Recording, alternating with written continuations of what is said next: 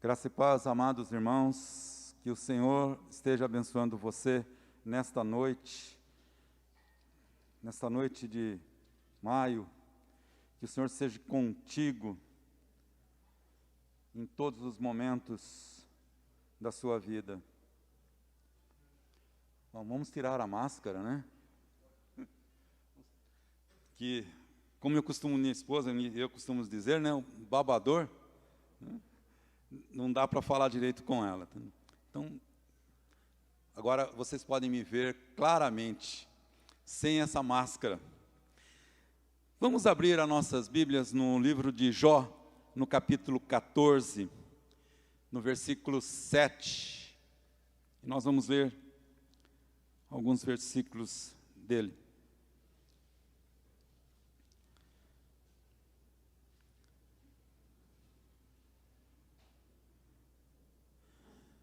Diz assim a palavra do Senhor para nós. Todos encontraram? Amém? Porque há esperança para a árvore, pois mesmo cortada, voltará a brotar, e não cessarão os seus rebentos. Se as suas raízes envelhecerem na terra e o seu tronco morrer no chão, ao cheiro das águas brotará, e dará ramos como planta nova. Amém? Feche os seus olhos por um minuto. Deus Pai, nosso Senhor e Salvador, eu quero te dar graças a Ti, Senhor Deus Pai, te louvar, Altíssimo Deus. Agradecer a Ti, Senhor Deus Pai, pela oportunidade que o Senhor nos dá nesta noite, ó Pai, de falarmos, de pregarmos a Tua palavra, Senhor Deus Pai.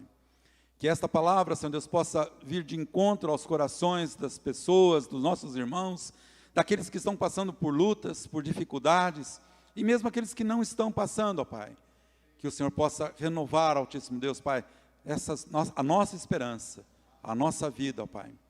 Que o Senhor seja conosco. Usa-me, Senhor Deus, Pai, como Teu instrumento, para a glória somente do Teu nome e em nome de Jesus. Amém. Quando eu comecei a frequentar aqui a igreja, a gente já estava na pandemia, né? E quando eu vim para Campinas, a pandemia começou logo em seguida. Eu cheguei no final do ano de 2019, no início de 2020, já estávamos em plena pandemia.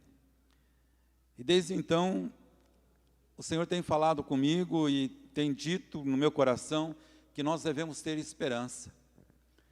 E eu hoje gostaria de trazer para vocês uma palavra também de esperança, que o Senhor tem colocado no meu coração para falar com vocês e trazer essa palavra para que haja nos nossos corações a esperança, como nós cantamos nessa música, e como o próprio texto que nós lemos ainda há pouco, fala a respeito de uma nova, de renovo, de esperança. E pensando nessas coisas, a primeira coisa que a gente ouve, quando fala em esperança, a gente lembra daquele ditado popular, daquele dito popular que diz: a esperança é a última que morre. Será mesmo? Não é, meu irmão. Não é de jeito nenhum. A esperança não é a última que morre. Muito pelo contrário, a própria palavra de Deus nos garante isso. Lá na carta de Coríntios, na primeira carta de Coríntios, no capítulo 13, no versículo 13, diz para nós que a esperança permanece para sempre. Eu não vou ler o texto aqui todo, tá, para nós ganharmos um pouco de tempo, mas se você pode pegar a sua Bíblia em casa, diz para você que a esperança não morre, ela permanece para sempre. E é isso que eu quero mostrar para você hoje. Eu quero mostrar que a esperança está viva, que ela permanece para sempre. Nós não podemos ficar acreditando, né, nesses provérbios que muitas vezes nós ouvimos aí no nosso dia a dia, falando dessa forma: a esperança é a última que morre. De jeito nenhum, meu irmão. A esperança é viva e ela permanece para sempre. Ela permanece sempre. Ela estará conosco, nos nossos corações. E é o que eu quero mostrar para você hoje, que nós, por esse tempo que nós estamos passando de pandemia, de dificuldade, que eu tenho visto muitas vezes, muitas pessoas têm se encontrado como essa árvore que nós lemos lá no texto. Tem nos deixado esse tempo de dificuldade, de luta com essa pandemia, com essas abre e fecha de comércio. Nós temos ficado como essa árvore do texto que acabamos de ler, cortado, sem esperança, os nossos sonhos frustrados, os nossos sonhos acabados, nós não temos mais sonhos de crescer, de frutificar. A árvore que estava ali cortada, acabou o sonho dela, ela não tem mais sonho de ser uma árvore frondosa, uma árvore produtiva, cheia, e está cheirando o quê? A morte. Uma árvore cortada no chão apodrece, cheira a morte. Isso, muitas vezes nós vemos pessoas desanimadas e desesperançadas. Mas como nós chegamos a esse sentimento de desesperança? Como nós chegamos a esse sentimento que leva embora toda a nossa esperança? A primeira coisa que nós vemos, que eu entendo que tira a nossa esperança, é nós colocarmos a confiança em homens. Esperamos muitas vezes muito do marido, do pastor, do filho, do político, do médico, do patrão. Quantas vezes nós não depositamos a nossa confiança num médico?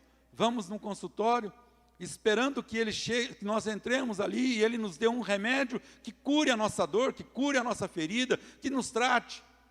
E nós saímos de lá muitas vezes decepcionados, desesperançados, porque o médico não dá nada para nós. Quantas vezes nós confiamos nos políticos? Quantas vezes nós esperamos que Bolsonaro fosse acabar com a corrupção no país? Quando ele começou a campanha, nós ouvimos muitas vezes isso. E nós vemos que coisas continuam, e nós continuamos frustrados, sem esperança, porque a nossa esperança foi roubada, porque nós colocamos a nossa confiança nos homens. Sabe por que isso acontece? Porque nós nos esquecemos da palavra de Deus, que diz lá em Jeremias 17:5, maldito o homem que confia no homem e faz da carne o seu braço. Epa, espera um pouco aí. Então quer dizer que eu não posso confiar mais em ninguém? De jeito nenhum, meu irmão. A palavra de Deus não diz isso para nós. Ela diz que nós não devemos esperar nos homens aquilo que somente Deus pode nos dar. É Deus que pode nos suprir de todas as nossas necessidades. É Deus que pode nos suprir de tudo aquilo que nós precisamos, da nossa esperança, da nossa cura, do nosso renovo. Não é somente os homens. Nós devemos colocar a nossa esperança em Deus, porque somente Ele pode nos dar. A confiança na força humana nos leva a perder a esperança.